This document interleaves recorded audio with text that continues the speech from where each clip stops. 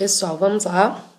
Hoje a gente vai começar os nossos estudos com a parte de calor, né? E a primeira análise nossa vai ser sobre propagação de calor, né? Antes de mais nada, nós precisamos entender o que é essa grandeza calor. Então, calor, gente, por definição, é uma energia, tá? Assim como qualquer tipo de energia, de outra energia que vocês conheçam, calor é energia, só que é chamada de uma energia em trânsito. Por que é uma energia em trânsito? Porque o calor, ele vai estar sempre fluindo de um corpo para o outro, de um meio para o outro, de um meio para o outro meio, né? Desde que esses meios, esses corpos tenham temperaturas diferentes. Então, o calor ele flui de forma espontânea, sempre de um corpo de maior temperatura para um corpo de menor temperatura, certo? Então, vamos começar analisando os tipos de fluxo de calor, né, de transmissão, de transferência, os processos de propagação de calor. Então, a gente tem a condução, a convecção e a radiação térmica, ou simplesmente irradiação, tá? Vamos começar falando, então, da condução. A condução, gente, é um processo que acontece preferencialmente em sólidos, tá? Melhor ainda em metais, a gente vai falar mais à frente. Por que preferencialmente em sólidos? Ela também acontece em líquidos, como ela acontece em gases, mas ela vai acontecer de maneira mais fácil em sólidos. Por quê? Na condução, o calor flui através de colisão entre as moléculas. Então, as moléculas vão colidindo, tá? As moléculas vizinhas vão sofrendo uma colisão, até que o calor consiga se propagar de um ponto de maior temperatura para um ponto de menor temperatura. Então, nessa simulação aqui, a gente entende muito bem o processo de condução. Você tem uma fonte doando calor para esse objeto. Na extremidade aqui, as partículas que estão recebendo essa energia vão agitar mais, então elas vão aumentar a temperatura. Ao agitarem, elas vão começar a colidir com as vizinhas, que vão excitando as vizinhas, que vão colidindo, aumentando a vibração, e assim o calor vai fluindo de uma extremidade à outra do objeto. Por isso, gente, é melhor em sólidos, é mais fácil em sólidos, porque as moléculas estão muito mais próximas, certo? E o fato de estarem mais próximas vai transmitir mais rápido, gastando menos energia, tá? Então, o que é a condução? Transferência de energia entre as partículas, colisão entre as partículas, tá? Necessariamente, a gente precisa de um meio para que tenha condução, ou seja, eu preciso ou de um sólido, ou de um líquido, ou de um gás, mas vai acontecer mais fácil em um sólido, tá? É chamado de um processo estacionário, tá? Porque as moléculas elas não saem daqui e vão até a outra extremidade para levar essa energia, certo? Elas vibram na sua posição, colidindo com as vizinhas e essa energia vai sendo transmitida. Alguns detalhes para a gente com relação à condução. As aplicações de condução, gente, giram em torno de conforto térmico, tá? Para o nosso corpo, materiais, utensílios, né? Fabricados aí como sendo bons condutores e como sendo bons isolantes. E aí a gente entra no que a gente chama de condutividade térmica, tá? A condutividade térmica, gente, é uma constante. Todos os corpos têm a sua constante de condutividade térmica. E ela fala o quanto mais fácil ou mais difícil vai ser a condução de calor através desse objeto. Então, se ele tem uma condutividade térmica alta, ele é um bom condutor de calor. Se ele tem uma condutividade térmica baixa, ele é um bom isolante térmico. Então, o que seriam aqueles que são bons condutores de calor? Em geral, os metais são excelentes condutores de calor. Então, eles têm alta condutividade térmica. O que seriam os bons isolantes? Isopor, madeira, tudo que impregne ar, porque o ar é um excelente isolante térmico. Isso quer dizer que eles vão ter condutividade térmica baixa. Então, vamos ver alguns exemplos. Os pássaros, gente. Os pássaros, eles eriçam as suas penas para diminuir a perda de calor para o meio ambiente.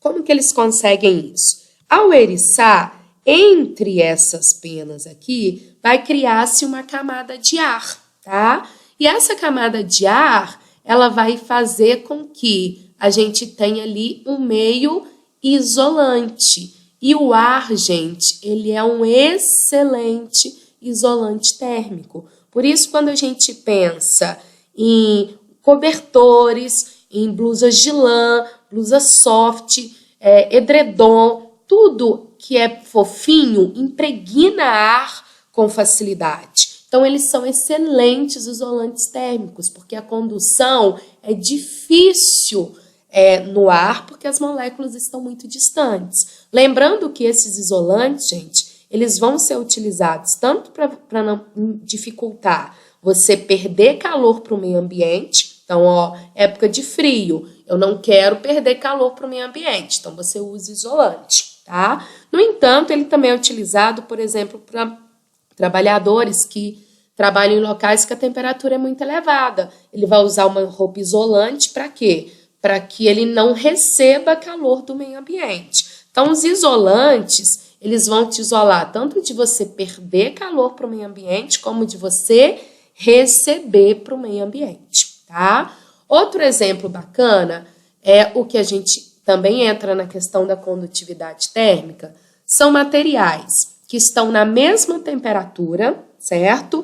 No entanto, quando você encosta, parece que eles têm temperaturas diferentes. O metal e a madeira. Madeira é isolante, metal é condutor. Se você encosta no metal e na madeira que estão à mesma temperatura, o metal vai parecer mais frio que a madeira. Por quê? Ele é melhor condutor, então ele rouba mais calor da sua mão. Por isso você tem a sensação de mais frio. A madeira, ela é isolante, então ela rouba menos calor do seu corpo, por isso ela vai ser o quê?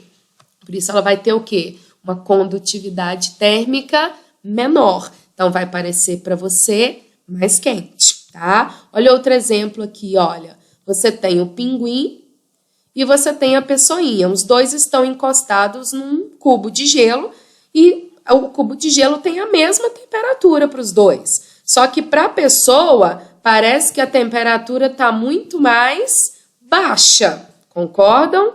Agora, para o pinguim, parece que a temperatura está mais elevada. Por que isso está acontecendo, gente? Porque o pinguim, ele tem uma condutividade térmica menor, ele tem dificuldade de trocar calor. O nosso corpo tem uma condutividade térmica maior, tem mais facilidade de trocar calor, tá? Aqui um exemplo também dos metais, ó. Os espetos, quando eles são metálicos, eles vão conduzir muito mais calor para a sua carne. Ela vai cozinhar de dentro para fora, porque os metais, eles conseguem conduzir calor com mais facilidade. Joia? Aqui um exemplo clássico também, a espuma do seu chopp, da sua cerveja. Ela é um isolante térmico, porque ela tem ar ali, né? Uma grande quantidade de ar. E o ar é o quê? Um excelente isolante térmico. Então, ele dificulta a perda de calor da sua cerveja para o meio ambiente. Beleza? Então, gente, quando nós pensarmos em condução térmica, a gente vai pensar em bons condutores e bons isolantes. Os bons condutores são preferencialmente os metais. Os bons isolantes são, em geral, líquidos, o ar, tudo que conseguir impregnar ar é isolante, tá? Assim como a gente tem também alguns sólidos, por exemplo, a madeira, por exemplo, o isopor, tá? que vão também atuar como sendo isolantes. Não tão bons quanto aqueles que impregnam ar, mas também são considerados isolantes. Beleza? Mais um último detalhe de condução, tá? Aqui a gente mexe com a lei de Fourier, em que a gente calcula o fluxo de calor que vai passar por um sólido, em especial por um sólido ou por um meio qualquer em que ele vai ser transmitido, mas por condução, tá? Então, esse símbolozinho aqui significa fluxo de calor, tá? Então, é esse fluxo que eu tô colocando aqui para vocês, que tá passando através daquele meio. Aqui é a quantidade de calor que passa por um meio, tá? Sobre aqui, gente, ó, só um detalhe nessa parte aqui, certo? Esse daqui é sobre uma variação de tempo, tá? E lá é a temperatura, não apareceu aqui para vocês a legenda do tempo. Então, o fluxo é quando eu estou analisando a quantidade de calor que passa num determinado intervalo de tempo, tá? Só que eu também posso calcular o fluxo utilizando essa daqui, que é a lei de Fourier, tá? O que ele me fala? Sobre a constante. O que é a constante? É o que eu acabei de explicar. Condutividade térmica. Depende de quem? Do material, tá? A área, gente, a área que vai estar entrando em contato com uma fonte, por exemplo, radiação solar, por exemplo, a chama de uma vela ou de um fogareiro, uma fonte qualquer, tá? Uma serpentina. Então, quanto maior a área que tiver em contato com aquela fonte, com certeza maior vai ser o fluxo de calor. E o ΔT é a variação de temperatura, aqui sim é variação de temperatura, tá? De onde ele está se propagando. Então, vocês sabem que ele sempre sai do mais quente e vai para o mais frio, tá? E por último, a espessura. Espessura é isso aqui, gente, é o caminho que ele vai seguir. Se for um meio em que a espessura é muito grande, vai demorar mais para ele se propagar, então acaba perdendo esse fluxo. Quando é mais fininho, o fluxo acaba tendo mais fluxo, porque a perda é menor, tá? Então, aqui a gente teria uma análise matemática com relação ao processo de condução, beleza?